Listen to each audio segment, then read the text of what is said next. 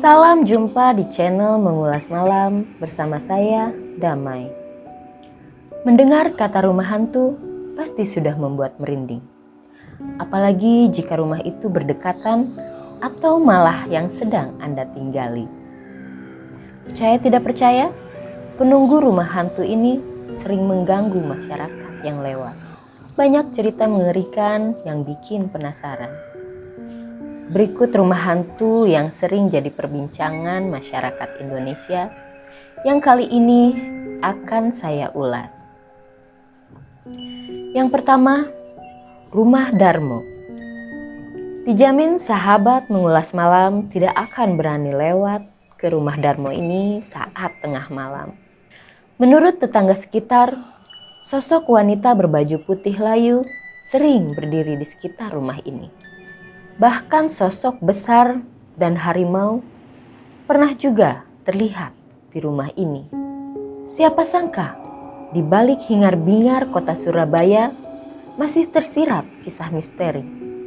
Dan salah satu penyumbang kisah misteri kali ini berasal dari rumah hantu Darmo. Ketika berada di lokasi di jalan rumah Darmo ini, memang benar desas-desus mistis itu. Suasana sepi, karut-marut bangunan yang tak terawat, hingga ilalang yang mulai menyelimuti bangunan megah itu menjadi ciri khas keangkeran rumah yang tak berpenghuni itu.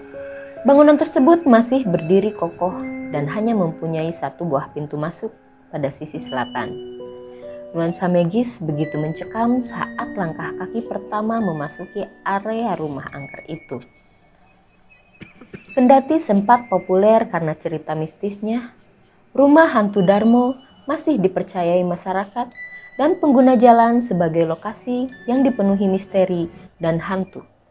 Bahkan, tak sedikit pula yang menganggap rumah megah itu mempunyai energi supranatural, hingga menjadi kerajaan bagi makhluk halus yang ada di sana. Dari sisi depan, rumah hantu Darmo memang begitu megah dan mistis. Data yang diperoleh menyebut rumah itu memiliki luas tanah sekitar 1.500 meter persegi dan memiliki lebih dari 10 ruangan. Bahkan sebagian ruangannya masih terlihat berdiri kokoh.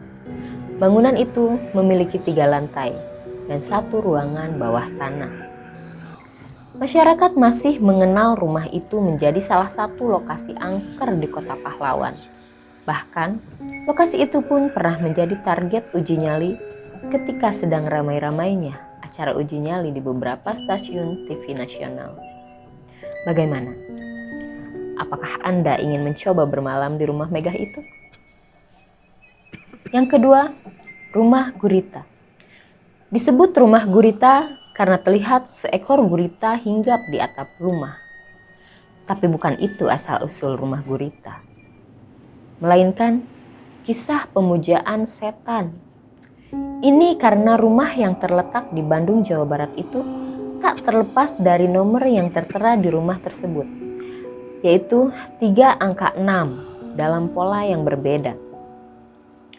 Menurut beberapa artikel, angka itu merupakan simbol satanisme, tapi belum ada bukti tentang nomor rumah ini. Warga sekitar hanya menganggap itu rumah biasa. Menurut akun Twitter milik @pecintafans bercerita mengenai pengalamannya yang sudah lama tinggal di sekitar rumah gurita. Ia juga memberikan pandangan mengenai rumah gurita tersebut. Menurutnya, rumah gurita sangat memiliki nilai seni, mengingat untuk membuat suatu patung gurita adalah hal yang tak mudah. Di balik semua cerita horornya, memang patung gurita ini menurut saya memiliki nilai seni yang sangat tinggi. Karena bagaimana pengerjaan yang begitu rumit dan teliti untuk membuat suatu patung yang sangat besar di atap rumah itu sangat indah, begitu tulisannya. Bukan hanya membagikan pandangannya dan pengalamannya, pria tersebut juga mengupas beberapa misteri yang beredar di masyarakat. Salah satunya adalah rumah gurita digunakan sebagai gereja sesat. Oke, kita bahas satu mitos teori yang melekat pada rumah ini. Yang pertama, sebagai gereja sesat. Kenapa bisa disebut sebagai gereja sesat? karena rumah ini bernomor 666 yang sangat erat kaitannya dengan sekte penyembahan setan dan memicu para warga untuk berasumsi demikian. Karena dianggap memiliki nilai mistis tersendiri, rumah gurita ini sempat diangkat menjadi film pada tahun 2014. Joseph Purnomo menjadikan rumah gurita tersebut sebuah film yang dibintangi beberapa artis tanah air seperti Boy William, Shandy Aulia, Kemal Palevi, dan Maria Sabta. Film tersebut bergenre horor romantis dan ditayangkan pada 30 Oktober 2014, tepat pada saat Halloween Eve. Rumah hantu berikutnya yaitu Rumah Kentang. Apabila dilihat dari luar, tampilan rumahnya terlihat damai dan bersih, dikelilingi oleh pekarangan asri yang cukup besar. Namun di balik ketenangan rumah tersebut, tersimpan cerita rakyat yang sangat menyedihkan. Konon, awal mula keangkeran rumah ini dimulai karena kelalaian seorang ibu yang sedang memasak. Anaknya, seorang balita, secara tidak sengaja terjerumus ke dalam kuali yang sedang ibu gunakan untuk merebus kentang. Menurut cerita masyarakat, bayi tersebut tewas dengan seketika. Cerita lainnya mengatakan bahwa ada anak kecil yang nakalnya bukan main, sehingga membuat sang asisten rumah tangga merasa kesal. Nasib bocah malang tersebut pun berakhir tragis. Asisten rumah tangga yang kesal membunuh anak tersebut dengan cara merebusnya ke dalam kuali. Setelah peristiwa mengenaskan tersebut terjadi, warga sekitaran Rumah Kentang katanya sering mendengar suara tangisan. Suaranya terdengar seperti seorang anak kecil.